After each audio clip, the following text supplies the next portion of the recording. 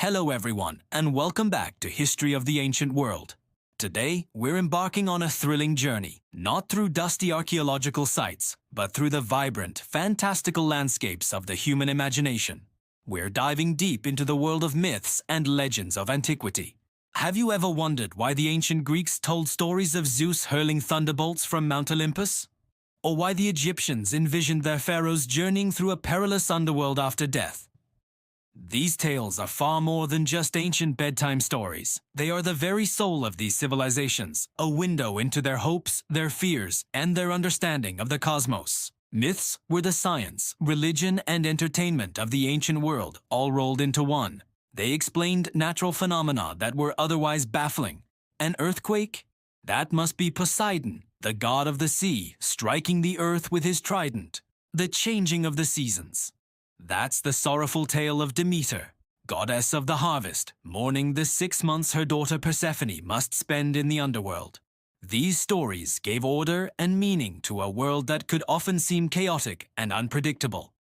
Let's travel first to ancient Greece, a land teeming with gods, goddesses, heroes, and monsters. The Greek pantheon is like a grand, dramatic family saga. At its head is Zeus, the powerful and often unfaithful king of the gods. His wife, Hera, is the proud and vengeless queen, often punishing Zeus's mortal lovers. Then there's Apollo, the god of music and prophecy, Artemis, the independent goddess of the hunt, and Athena, the wise and strategic goddess of warfare. These deities weren't distant, abstract beings. They were deeply, flawedly human. They experienced jealousy, anger, love, and ambition. They meddled in human affairs, chose sides in wars like the famous Trojan War, and their stories, collected in works like Homer's Iliad and Odyssey, became the foundation of Western literature. But it wasn't just about the gods. Greek mythology is also famous for its heroes. Think of Heracles, or Hercules as the Romans called him. Driven by a tragic curse, he was tasked with performing 12 impossible labors, from slaying the Nemean lion with its impenetrable hide to capturing Cerberus, the three-headed hound of the underworld. His story is one of immense strength, but also of perseverance and redemption. Then there's Perseus, who famously defeated the Gorgon Medusa, a terrifying creature whose gaze could turn men to stone. He used a polished shield as a mirror to avoid her direct stare, a classic tale of wit triumphing over brute force. And of course, there's Odysseus, the clever king of Ithaca, whose 10-year journey home from Troy was filled with encounters with sirens, a cyclops, and vengeful gods. These hero myths weren't just action-packed adventures. They were moral lessons about courage, ingenuity, and the human capacity to overcome incredible odds. Now, let's sail across the Mediterranean to the sun-drenched lands of ancient Egypt. Egyptian mythology is profoundly intertwined with the Nile River and the concepts of life, death, and rebirth. Their creation myth tells of the god Atum emerging from the primordial waters of Nun to create the world. The most enduring of all Egyptian myths is the story of Osiris.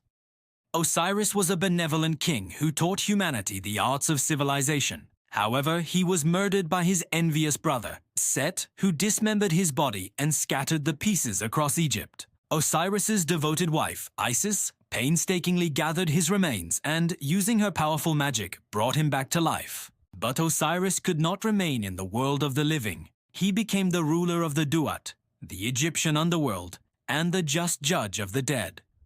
Their son, Horus, grew up to avenge his father, eventually defeating Set and claiming the throne of Egypt. This epic struggle between order and chaos personified by Horus and Set was a central theme in Egyptian thought.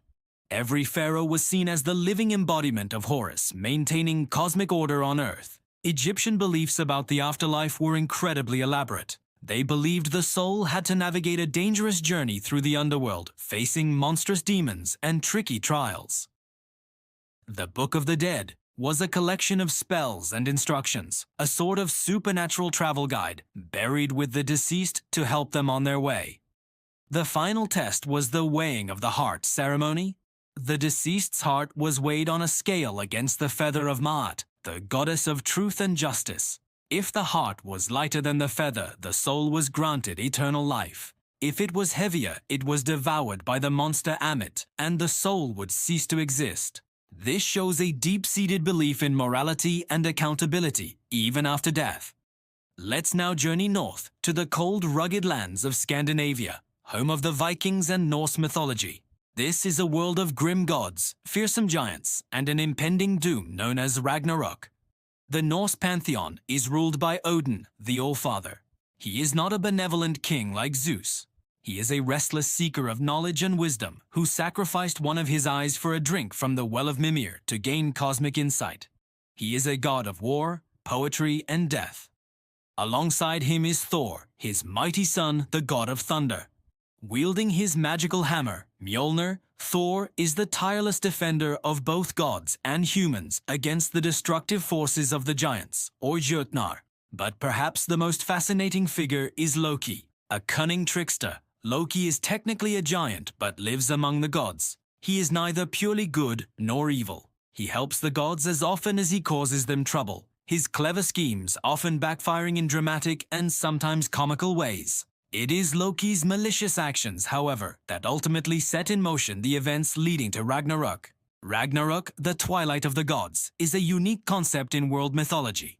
Unlike the cyclical nature of other belief systems, the Norse foresaw a definitive final battle. In this apocalypse, the great wolf Fenrir will break his chains, the Midgard serpent will rise from the sea, and gods and giants will clash in a war that will destroy the world.